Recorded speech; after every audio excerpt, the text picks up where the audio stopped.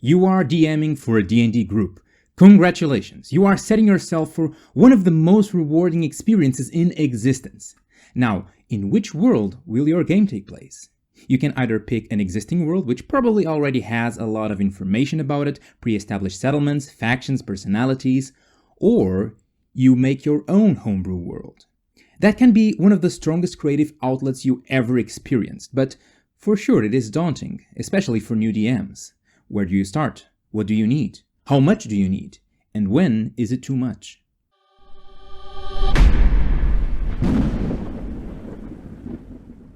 There are two major approaches to world building: starting small and slowly expanding your world, or starting big and then zooming in on the parts that are more relevant to you in the moment. You can find videos about both of these on YouTube, but most times they're presented as if they contradict each other. I think that opposition is wrong. Each method is a different tool meant for a different job, and it's up to your DMing style, the nature of your game, and your own intentions for that game, which one is the right one for you. So how do you know? The first important thing to consider here is why you want to homebrew. After all, there are dozens of well-established worlds out there, both official and homebrewed, not to mention the ones you can find in pop culture that can be emulated to D&D very easily, like Middle-earth, the Cosmere, or even Hogwarts. For all of those, the work is already done. All you have to do is read about them until you are familiar enough with the setting. So why homebrew? I think there are two major reasons. Some DMs are insecure about using pre-established settings, feeling that they'd have to be experts on that world to present it accurately. To those, homebrewing removes that pressure, since the DM is the writer and expert of the world. In this category, you also find DMs who run very sporadic games, or don't want to shoulder the heavy lifting of learning an entire setting just to run some one-shots. Some other DMs, though, just can't resist the creative appeal of creating a whole world and witnessing their ideas come to life at the gaming table. These DMs generally have very strong opinions on what is missing on the average fantasy setting, or want to explore a particular theme that no published setting fits well. Having a world of your own solves both these problems. In the end, most DMs should be a mix of these two types, so it's more about finding where in the spectrum you lie. If you're closer to the first kind of DM and find daunting the need to master a setting before you run it, even though that is not quite necessary, you will probably find the idea of creating a whole world beforehand kinda unpleasant as well. If that's so, I'd recommend you build your setting in a more reactionary fashion. So, method number 1. Start small, then zoom out. Where will your players begin the adventure? Is it a village? What is its name? How many people live there? What is its story? What makes it special and distinct from any other village? How is the surrounding area and what monsters exist there? And most importantly, what adventures lie waiting for the heroes in there? You don't need to prepare anything you think your players won't engage with. For example, if you think they'll stick around that village for 2 or 3 sessions, you don't need to flesh out the closest city right away.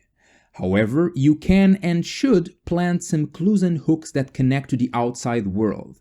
These will not only act as threads for your players to follow once their business in that village is done, they will also serve as prompts for you to continue expanding your world. For example, you could have an NPC mention that a noose infestation took over the sewers of Madrold a couple of days to the west, and they need adventurers there. Now your players know that there's a city nearby, they know its name, its general direction, and that they can be paid there. And all you had to do was come up with a city name and a random quest. Keep a separate list of these hooks so you remember them all, and, very important, assure that they are all interactable. Never speak of a place you will block your players from visiting, or a faction they will never be able to interact with, or a mission they will not be able to accept. Those are narrative promises, and you should never break them. This is one of my most vital advice for DMs, and if you'd like to hear more about it, check my video about it in the eye up there. But seriously, don't do that. It borders railroading. But what if your players decide to bite that hook and go to the city when you have nothing prepared? Place enough obstacles so that even if your players go to that place, the time they'll take to get there will consume at least the rest of the session, and you have 1 more week to flesh out the next bit of content. Did you spread a rumor in the village that there's a dragon horde in the nearby mountain and the players are ignoring the main quest to go there? Great! However, they will have to cross the forest controlled by the Bugbear warband before. Little by little, you will be expanding your world, either through the natural progression of the story as your players bite your clues and hooks, or at your own pace. As soon as you're done fleshing out one thing, zoom out and work on the surroundings while increasing the level of complexity. Done with the village, flesh out the county it belongs to. Done with the county, flesh out the whole country. Done with one country, work on all the other ones. At the same time, introduce factions, world history, religion and myth, political conflict, natural disasters, little by little, all the drama that makes up good stories. If this method sounds appealing to you, I developed a checklist you can use to make sure you flesh out the starting location of your world with all the important stuff. There's a video and there's a PDF about it, and you can find both in the eye up there. Now, if you're one of those DMs who have a lot of creative energy, creating a whole world is probably half the fun of running D&D for you. In that case, you are more suited for the second method. Start big, then zoom in. Before you even start to sketch out your creation myth in 500 pages of lore though, let me remind you of an inconvenient truth. Your players may not care about that at all. They might just want to kill monsters, ignore the main quest, be chaotic, and ignore all the cool lore you came up with. And that's okay. All the time and effort you put in your world is your decision alone. Don't fall down the pit trap of thinking your players should be grateful for all the effort you put in your world building, or worse, being mad at them for ignoring all the wonderful details you hid for them to find out. This might sound a bit harsh, but you'd be surprised how useful this advice was for me as a writer. This isn't meant to discourage you from making your world a wonderful, unique place, but rather as a reminder that your players don't show up to play in your world, at least not in the beginning. They want to play D&D. They want to be heroes. Everything must revolve around that. And that is the trick. In fact, this is an advice that is valid for both DMs and writers, and goes along really well with the Narrative Promises video I talked about earlier. Make everything in your lore useful. If every little world-building detail you come up with can be useful to the character and reward the player, they will feel encouraged to explore your world more.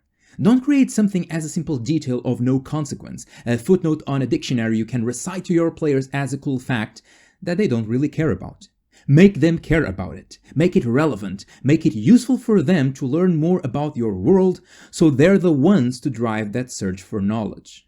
For example, knowing the local legend of the river nymph as a simple curiosity will not do much to capture the attention of your players, if it's just a piece of folklore with no utility.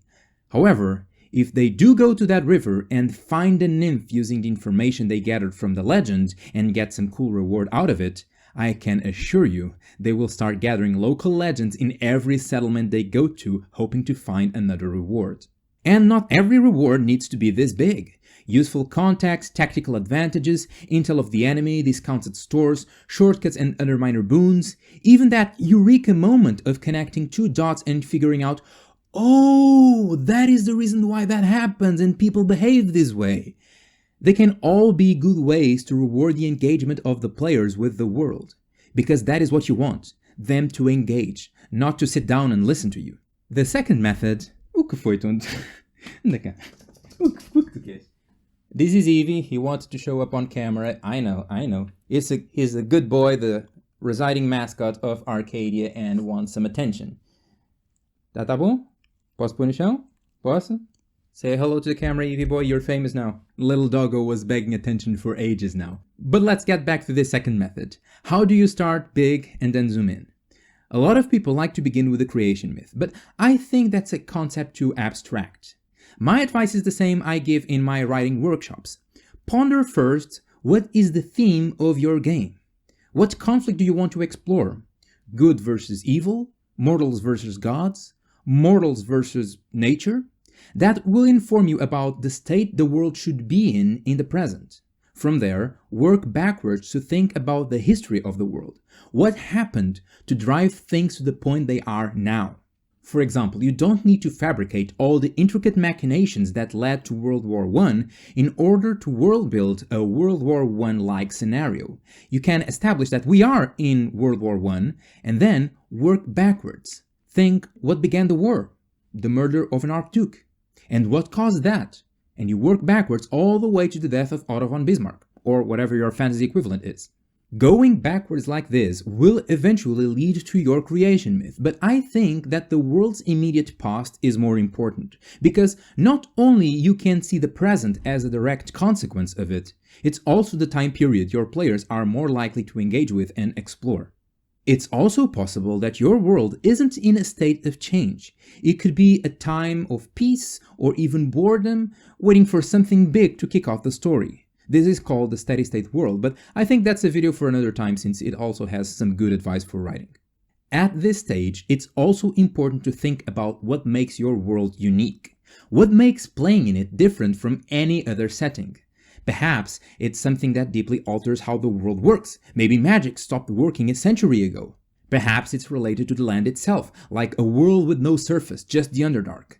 Perhaps it's deeply connected to the world history. Maybe the gods were cast out from the outer planes by the original deity, and now they must walk around mortals powerless. The reason you must think of this is because, number one, it will have massive consequences for everyday life on your world. You don't need to flesh out everything to the detail. Your players will probably not care if the dressing style in your world derivates from this very specific consequence of this thing that happened in the past, but the biggest laws that govern everything, from high politics to mundane life, should be given a bit of thought. And number two, because it's cool. It's what will make your world unique to play in, and what will hopefully resonate with your players and make them want to explore that world instead of any other. After this initial stage, where you'll be figuring out how the world works, it's time to start zooming in. Think about the geography of your world. How many continents? Which biomes can you find in them? Where is it more dangerous? Where is it more peaceful? Then, determine the countries or factions. How many are they? What are their areas of influence? What are their borders? Are they at war? If not, why? Then, each nation will need a capital, a handful of cities, and a bunch of villages. Where are they on the map? Are they far from each other, making travel dangerous? Or are they clumped together, making the borders of the territory wild frontiers? Think about the culture too. What makes Nation A different from Nation B? And why? As you zoom in on specific areas, try to steer yourself to the content your players are more likely to engage with in the beginning. Building a world is a heavy job, one which can take decades to complete. You won't be able to do it all before you start playing. You need to prioritize what is most urgent and consider this a work in perpetual progress. Don't fall to world builder's disease. Even though we have been talking about these two methods separately, most DMs, myself included, end up mixing the two. And that is probably the best approach. For example, you can start big just to set the basic cosmology of your game before you start to shape your starting location in a really small scale. Or you could start small and flesh out that starting village, but if your players are taking their time to explore it, you might prefer to start thinking about all the other nations on the world and how they interact with each other before you start to sketch out the neighboring city, because that high-level political overview will inform you better about what could be happening in that city. Remember, these methods are tools, not sacred laws. Use them and adapt them as it feels right. Your world will be unique, so there is no method or checklist that will fit it perfectly. I can give you a great technique that can help you develop very immersive and organic worlds for both methods that I call constant interrogation, but this video is long enough already, so I'll link it in the eye up there. If it's not there yet, it means you are not from far ahead into the future, so use your TARDIS and jump a few weeks. I'm sure it will be there by that time. It's unfortunate, but if I want to keep this video under 7 hours, I can't discuss everything about world building in here. After all, this was the video about starting your world building adventure, not the everything you need to build a world in 10 minutes video. But I think we went over very important lessons to retain. There are two big methods, starting small and zooming out, or starting big and zooming in. Cleverly placed obstacles buy you more time to world build reactively. Never make anything that is not engageable in any way by the players. Remember the narrative promises. Think of the theme and the unique factor of your world before you start fleshing it out. It will greatly inform your decisions. And zoom in selectively as you flesh out more of your world. World building is a marathon, not a sprint. I will be making a lot more videos on this topic, so if you head to my DMs Then playlist, you will find a growing number of resources on this theme. Follow me on social media too for more madness, and subscribe and click the bell if you want to be notified when new videos come out. But if you really want to help me out, the best thing you can do is sharing this video with your friends. That is all for now. Thank you for watching. I'm the first Arcadian, and world only have two things. Things you can eat and things you know can eat.